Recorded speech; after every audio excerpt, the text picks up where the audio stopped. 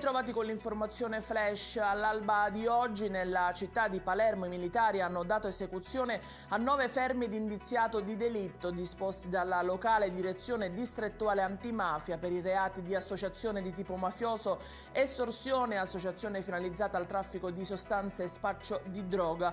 Il quadro indiziario raccolto ha fatto emergere tra le tante cose la struttura di vertici della famiglia mafiosa di Palermo Centro, il compimento di numerose estorsioni e il concreto pericolo di fuga di uno dei capi, sul cui conto a breve sarà emessa una sentenza nel processo d'appello conseguente all'operazione Cupola 2.0.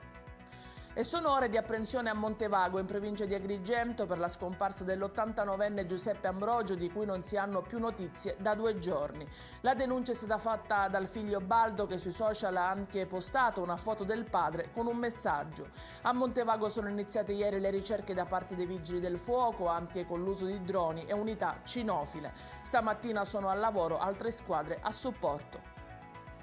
E anche a Messina arriva la protesta nazionale dei medici di famiglia. Oggi a partire dalle 17 gli studi spegneranno le luci e accenderanno le candele come in tutta Italia per richiamare l'attenzione della politica nei confronti delle attività della medicina generale, che è un'impresa a tutti gli effetti, seppure il governo l'ha dimenticata negli aiuti per la crisi energetica.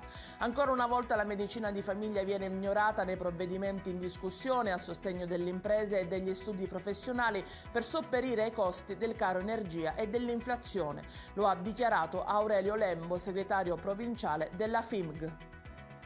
Si è conclusa nei giorni scorsi la procedura di licenziamento collettivo avviata da Pfizer lo scorso 7 febbraio per lo stabilimento di Catania ed oggetto di una delicata vertenza tra la multinazionale e le sigle sindacali. La riduzione del personale di 130 unità, inizialmente prevista dopo l'accordo tra le parti del 28 aprile, si è trasformata in una adesione volontaria alla fuoriuscita dal sito economicamente incentivata che ha interessato 97 lavoratori, mentre 10 dipendenti hanno accettato la proposta di trasferimento nella fabbrica di Ascoli Piceno. È tutto per questa edizione, il TG Flash ritorna nel pomeriggio alle ore 16.